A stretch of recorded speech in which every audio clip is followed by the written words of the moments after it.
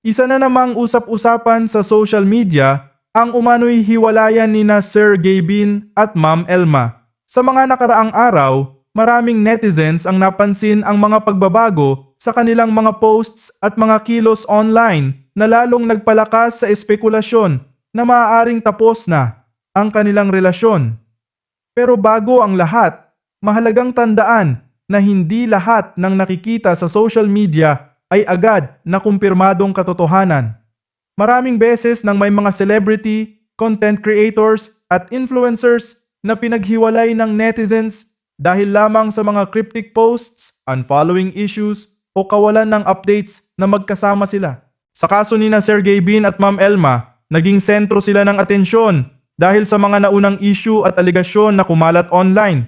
Dahil dito, mas naging mapanuri ang mga netizens sa bawat galaw nila. Kapag may naburang larawan, may hindi na sinusundan sa social media o may makahulugang post, agad itong binibigyan ng iba't ibang interpretasyon. Ang tanong ngayon ng marami ay kung totoo na nga bang hiwalay na sila. Sa kasalukuyan, may mga indikasyon at mga pahayag na nagpapakita na may pinagdadaanan ng kanilang relasyon. Ngunit mahalagang hintayin pa rin ang malinaw at opisyal na kumpirmasyon mula sa magkabilang panig bago magbigay ng matitinding konklusyon.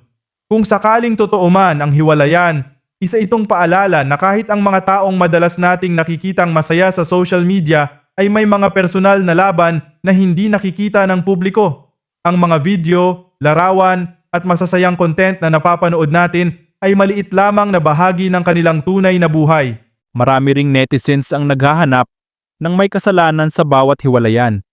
Ngunit sa katotohanan, hindi lahat ng relasyon ay nagtatapos dahil sa isang tao lamang. May mga pagkakataon na may mga problemang tanging ang dalawang taong nasa relasyon lamang ang tunay na nakakaalam. Sa panahon ngayon, mas mahirap mapanatili ang isang relasyon kapag palaging nakatutok ang publiko. Bawat kilos ay may puna. Bawat problema ay nagiging usap-usapan. At bawat hindi pagkakaunawaan ay mabilis na lumalaki dahil sa social media. Kung mapapansin, maraming relasyon ng mga content creators ang dumadaan sa matinding pressure.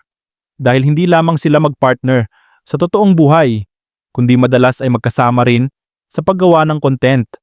Kapag may problema sa personal na relasyon, naaapektuhan din ang kanilang trabaho, audience, at public image. Sa kabilang banda, may mga taga-suporta naman na umaasa na maayos pa ang anumang hindi pagkakaunawaan. Kung mayroon man, habang ang iba naman ay naniniwalang kung mas makabubuti para sa kanilang dalawa ang magkahiwalay na landas, dapat itong respetuhin ng publiko. Ano man ang tunay na sitwasyon, mahalagang pairali ng respeto. Hindi natin alam ang buong kwento sa likod ng mga kumakalat na balita. Hindi rin natin alam ang emosyonal na epekto nito sa mga taong direktang sangkot sa issue. Sa ngayon, ang pinakamainam ay hintayin ang mga opisyal na pahayag at umiwas sa pagpapakalat ng hindi beripikadong impormasyon.